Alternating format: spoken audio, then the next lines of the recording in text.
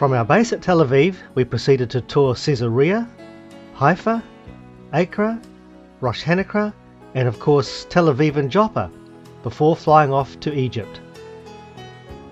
Once again, it was Egged Tours that we contracted for our day trip up the Mediterranean coast to Rosh Hanakra, and again with people of our age who are really good at falling asleep on tour. Speak for yourself. After passing Netanya and the power station, we arrived at Caesarea, an ancient port city. The city was originally founded by Straton, believed to be the ruler of Sidon in 400 BCE. Over the course of history, Herod built Caesarea into the grandest city in Palestine other than Jerusalem. The Apostle Paul was imprisoned here for 2 years, and also this was where the Roman centurion Cornelius was converted to Christianity, the first non-Jew to have this happen. Today, modern Caesarea only has a population of 4,500, but in Roman times the population was over 100,000, which was huge for that time. City populations in those days had upper limits constrained by sanitation and disease issues. Herod's palace had all the mod cons, including a bathhouse and this swimming pool. The Hippodrome, built by King Herod, was recently excavated. Last time I was here, it was a banana plantation. It held 20,000 spectators for chariot races. Some years back, this inscription was found during excavations of the theatre. It says, "Pontius Pilate, the prefect of Judea, erected a building dedicated to the Emperor Tiberius." The Roman amphitheatre, originally built by Herod in 22 BC, is, today, fully restored and is now used for outdoor concerts. It seats 4,000.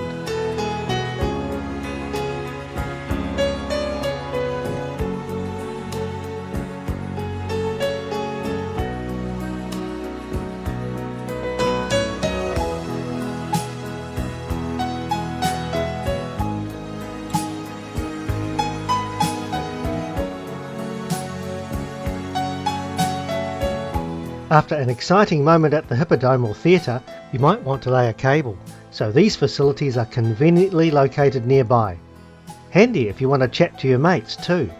However, embarrassment might make it difficult to get the number 2 out.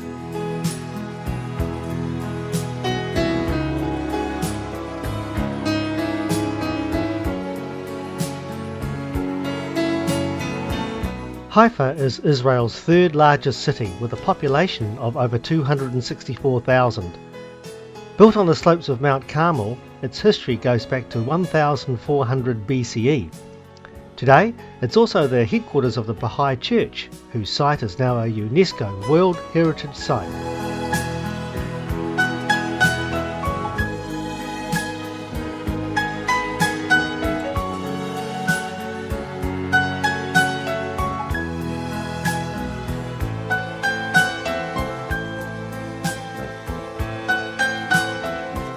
Acre in Hebrew, or Echo in Arabic, is yet another UNESCO-designated World Heritage Site. It's an old historic walled port city, with continuous settlement from the Phoenician period 2,300 years ago. It's here that you can see the legacies of many peoples and religious movements: the Canaanites, the Greeks, the Romans, the Byzantines, the Crusaders, the Mamelukes, the Turks, and the British. The remains of the Crusader town, dating back to 1104 AD, is almost intact and lies both below and above street level. Scary down there in the crypt as you wander around in darkness. Tourists like us have been coming here for thousands of years. In fact, in ancient times, fleets of camels would take tourists down to Jerusalem, as this was an entry port from overseas. The Catholic Church made a packet of money back in Crusader times. A Christian making a pilgrimage to the Holy Land would prepay the church in Europe for their accommodation and travel package to this area. The problem was that 6 out of 10 would die en route due to illness or the boat sinking, so the church got payment without having to provide any services.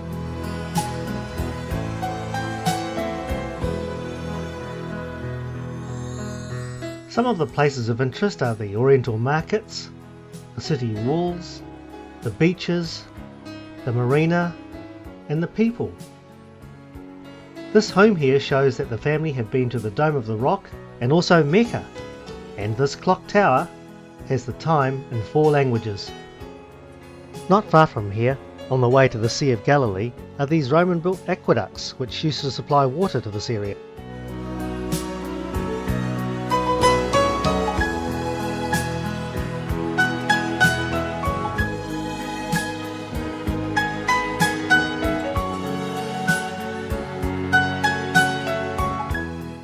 From the lookout we got good views of the coast, and then we went down the cable car to the grottos and then finally back to Tel Aviv.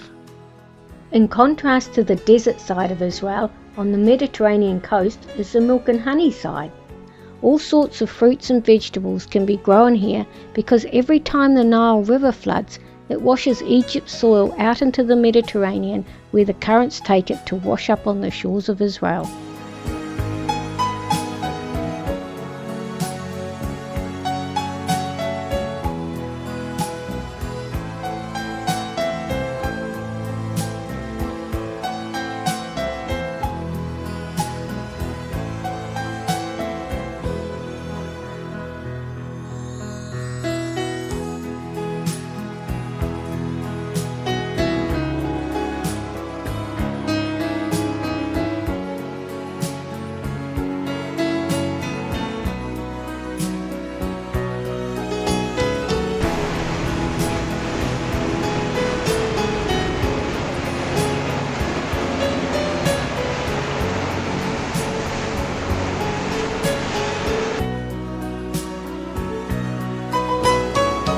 Don't be fooled by this tiny young security guard who can barely see over the counter.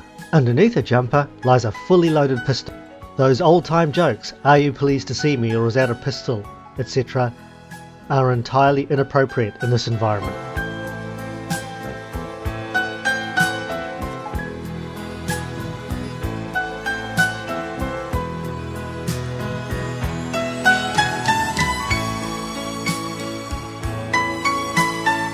In contrast with the religious fanaticism in Jerusalem, Tel Aviv is a modern, vibrant and progressive city.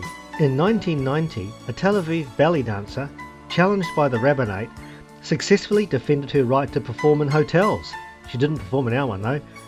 The country's most outspoken gay writer, Yotam Ravini, makes his home here.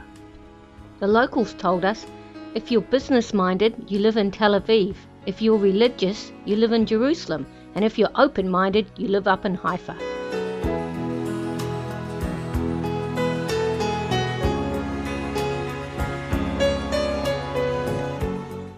Yafor in Hebrew or Jaffa in Arabic, Jaffa in English and Joppa in the Bible is easily reached taking the number 8 or 18 bus for just a few dollars.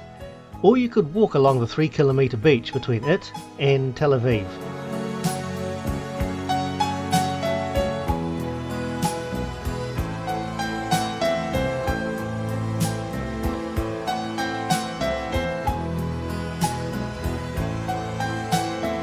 Historians believe that Jaffa is the only port in the world which can boast of continuous habitation throughout its entire existence.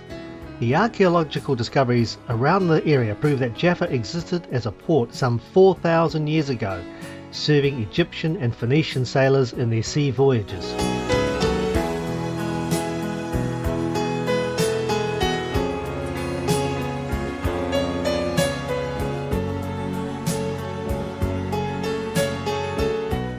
The 4,000 years of history of Joppa is best explained by visiting this history museum. I'm not even going to attempt an explanation here.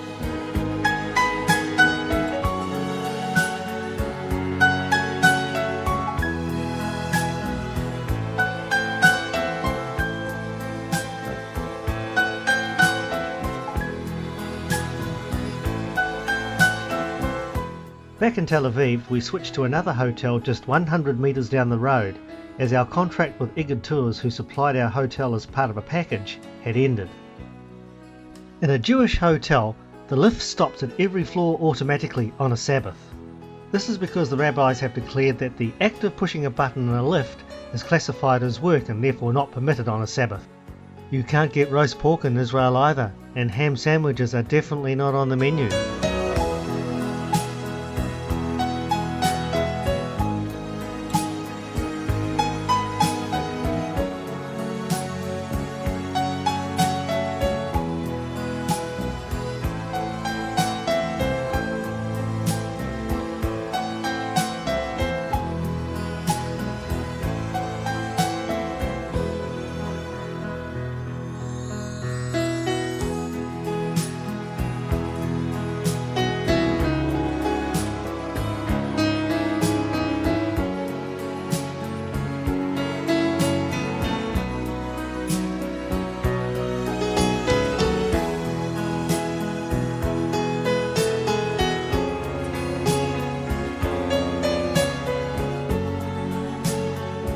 In preparation for our trip to Egypt, we stocked up on essential supplies such as 2-minute noodles, went for some walks on the beach, and then finally took a bus and train to the airport.